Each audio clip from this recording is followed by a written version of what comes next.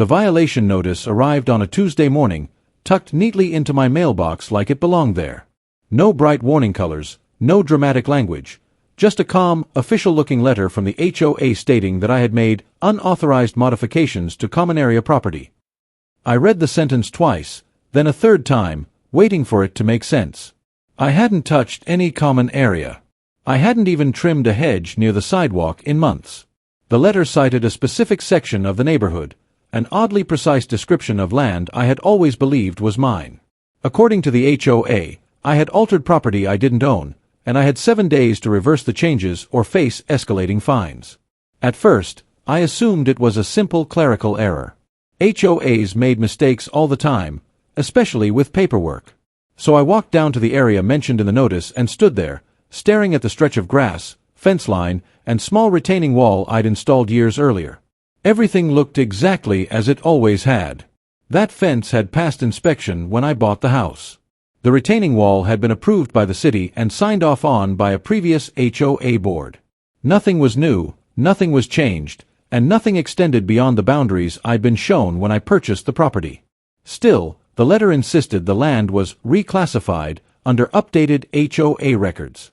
When I contacted the HOA office, the response was strangely rehearsed. The property manager didn't ask questions or offer to double-check anything. Instead, she calmly told me the records had been updated internally and that the violation stood. When I asked what had changed, she repeated the same phrase, word for word, like she was reading from a script. I requested a copy of the updated property map. There was a brief pause on the line before she said she'd email it later. She never did. That evening, another notice appeared in my inbox, this one warning me that daily fines would begin if I failed to comply. By the end of the week, the situation had escalated from confusing to unsettling. A board member stopped by unannounced, standing on the sidewalk with a clipboard and a forced smile. She gestured toward my fence and said, "That's no longer yours." The certainty in her voice was chilling. When I asked how that was possible, she told me the HOA had corrected past inaccuracies in the records. I asked who approved the correction. She avoided the question. I asked when homeowners were notified. She said they weren't required to be. Then she reminded me, politely, that fines could become liens if left unpaid. That night, I couldn't shake the feeling that something wasn't just wrong, it was deliberate. The language in the notices, the refusal to show original documents, the confidence with which they claimed my land had simply stopped being mine, it all felt calculated. I went into the garage and pulled out the folder I hadn't touched in years, the one labeled with the closing date of my home purchase. Inside was the original deed, the survey, and the county-stamped plat map. As I spread the papers across the table, one thought kept echoing in my mind.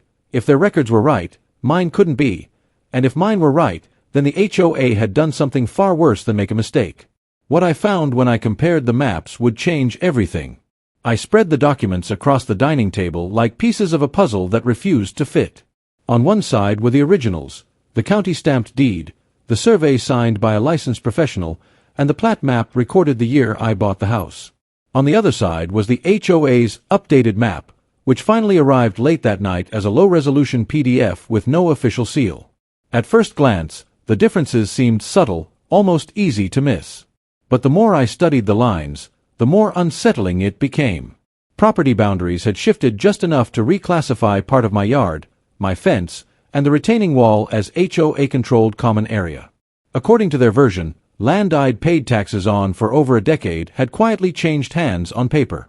What disturbed me most wasn't just that the maps didn't match, it was how cleanly the HOA's version benefited them. The altered boundary conveniently expanded the common area while shrinking my lot, erasing any need for the HOA to maintain that stretch of land themselves. The county map showed clear measurements and reference points tied to permanent markers. The HOA map, by contrast, used vague labels and slightly rounded dimensions, the kind that looked authoritative until you tried to verify them. There was no record number, no county stamp, and no surveyor's signature. It wasn't an update, it was a rewrite. I decided to ask around. One neighbor admitted she'd received a similar notice months earlier, though she'd paid the fine rather than challenge it. Another neighbor pulled out an email showing an updated community plat that redefined his side yard as shared space. None of them had questioned it at the time. The HOA's language had been confident, almost absolute, and most people didn't want trouble. What struck me was how recent the changes were. Every altered document shared the same formatting, the same font, and the same digital footer, like they'd all been generated at once. The next morning, I contacted the HOA board directly and asked a simple question. When were these records amended, and by whom? The reply came hours later, brief and dismissive. They claimed the changes were based on historical inaccuracies discovered during an internal review. No dates. No explanations. When I asked for the original source material, the conversation abruptly ended. Minutes later, I received another violation notice, this one including an increased fine and a reminder that continued non-compliance could result in legal action. It felt less like enforcement and more like pressure. That evening, I noticed something that made my stomach drop. The HOA maps file properties listed a creation date from just weeks earlier, long after my alleged violation supposedly occurred. The original county records, meanwhile, had been unchanged for decades. That meant the HOA wasn't enforcing updated records, they were retroactively justifying the fines. Whatever this was, it wasn't a misunderstanding. It was intentional. And if they were willing to quietly redraw property lines, there was no telling how far they'd go to make it stick. The next step was obvious, but the moment I took it, the HOA stopped playing nice. The moment I formally requested the original property records, everything changed. Until then, the HOA's messages had been curt but controlled, written in the polished language of policy and procedure. After my request, the tone sharpened. I received an email from the HOA's attorney stating that my demand was unnecessary, and that the association had full authority to rely on its internal documentation. There was no attachment, no explanation, just a warning that continued resistance could lead to enforcement action. It was the first time legal language had been used, and it was clearly meant to intimidate. I responded by requesting access to the records under state disclosure rules, keeping my message short and factual. The reply came faster this time, and it was colder. The attorney claimed the HOA was not obligated to provide working drafts or internal materials. That phrase stuck with me. Working drafts implied edits. Internal materials implied changes not meant to be seen. Within hours, the HOA president sent her own message, urging me to resolve this amicably and reminding me how expensive legal disputes could become. It was framed as advice, but it read like a threat. Over the next few days, small inconsistencies began to surface. A board member accidentally forwarded an internal email chain that wasn't meant for me, quickly followed by a request to delete it. I didn't. The message referenced map revisions and discussed how best to standardize boundaries for enforcement consistency. Another email mentioned concerns about homeowners pulling county files if the situation escalated. They weren't talking about a mistake, they were talking about damage control. Every attempt they made to close ranks only exposed more cracks. Then came the pressure. A certified letter arrived, notifying me that the HOA intended to place a lien on my property if the fines weren't paid within 10 days. No hearing. No review. Just a deadline. That same afternoon, the HOA president showed up at my door with another board member, smiling tightly and speaking in rehearsed phrases. She suggested that if I removed the fence and paid the reduced fine, the matter could go away. When I asked why they wouldn't simply show me the legitimate records, her smile vanished. She told me I was overcomplicating things. That night, I organized everything, emails, PDFs, notices, timestamps, laying them out in chronological order. Patterns emerged that couldn't be ignored. The updated maps appeared only after enforcement actions began. The language in the notices matched internal discussions almost word for word. Even the metadata told a story of edits, saves, and re-exports that contradicted the HOA's claims. It was no longer about a fence or a fine.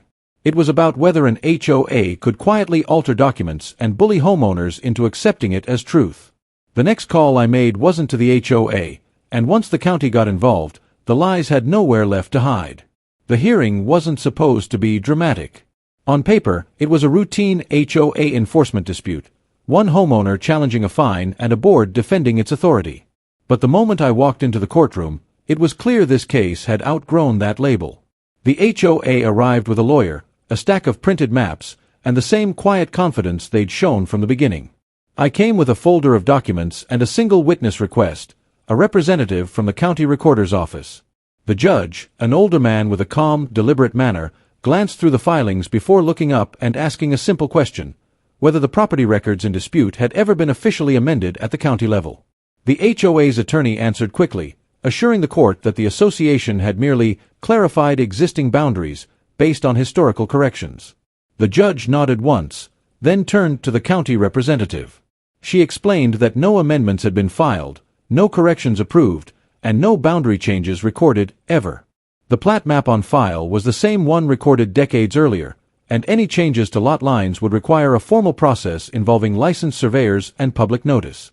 As she spoke, the confidence on the HOA's side of the room began to fade. The judge leaned forward, eyes narrowing slightly, and asked to see the HOA's supporting documentation. What followed was uncomfortable. The HOA presented their updated maps, but under questioning, their origins became murky. The attorney struggled to explain why the documents lacked official seals or reference numbers. When the judge asked who created the maps, the answer shifted, from an external consultant to an internal review, then back again. Finally, I was asked to present my evidence. I showed the original deed, the county-stamped plat, and a timeline of emails and file metadata demonstrating that the HOA's maps had been created only weeks before enforcement began. The courtroom grew quiet as the implications settled in. The judge didn't raise his voice. He didn't need to. He explained, carefully and clearly, that an HOA had no authority to unilaterally alter property boundaries, and that presenting altered documents as official records was a serious matter. He noted the retroactive enforcement, the inconsistent explanations, and the pressure tactics used against me. At that point, he paused and asked the HOA's attorney whether his client understood the difference between internal guidelines and recorded property rights. The attorney hesitated. That hesitation said everything. By the end of the hearing, the judge ordered an immediate halt to all enforcement actions related to the disputed land. He dismissed the fines, prohibited the HOA from issuing further notices on the matter, and referred the documents to the county for further review. As we stood to leave, he made one final remark, directed squarely at the HOA board: "This court does not look kindly on paper being used to take what the law does not give." The room was silent. The fallout didn't take weeks or months. It started the very next morning. The fallout began before the ink on the court order was even dry. By the next morning, every violation notice tied to the disputed land had vanished from the HOA's online portal. The fines were quietly zeroed out, replaced with vague status updates that simply read, "Resolved." No explanation was offered, no apology issued. Instead, the HOA sent a brief community-wide email stating that certain enforcement actions had been paused pending review. For a board that once claimed absolute authority, the sudden silence was deafening. Word spread quickly through the neighborhood, and homeowners who had paid similar fines started asking uncomfortable questions. Within days, the HOA board began to fracture. 2 members resigned without comment, citing personal reasons. The property manager stopped responding to emails altogether. A week later, the HOA president announced she would be stepping down, framing it as a voluntary decision made in the best interest of the community. But the timing told a different story.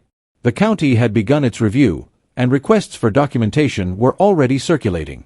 What had once been dismissed as an internal matter was now something much bigger and far more serious. The refunds came next. Not just to me, but to several homeowners who had been fined under the same altered maps. Checks arrived without cover letters, as if the HOA hoped money alone would smooth things over. My legal fees were reimbursed in full, exactly as ordered by the court, and the lien threat was formally withdrawn. For the first time since the notices began, I felt the tension lift. The fence stayed where it was. The land remained mine. And the HOA, stripped of its certainty, no longer felt untouchable. The most telling change wasn't financial, it was behavioral. Enforcement slowed to a crawl. New notices were reviewed and revised multiple times before being sent, if they were sent at all. The board scheduled open meetings and suddenly cared about transparency. Neighbors who had once avoided conflict began speaking up, sharing documents and comparing stories. The power dynamic had shifted, not because of one ruling, but because the illusion of authority had been broken. The HOA had relied on silence and compliance. Once those disappeared, so did their control. In the end, there was no dramatic apology or public confession. There rarely is. What remained was quieter but more lasting: corrected records, restored boundaries, and a community that now knew its rights. The HOA tried to take land on paper, assuming no one would challenge it. Instead, they exposed themselves. And every time I pass that fence, I'm reminded of a simple truth they learned too late: authority only works when it stays within the law.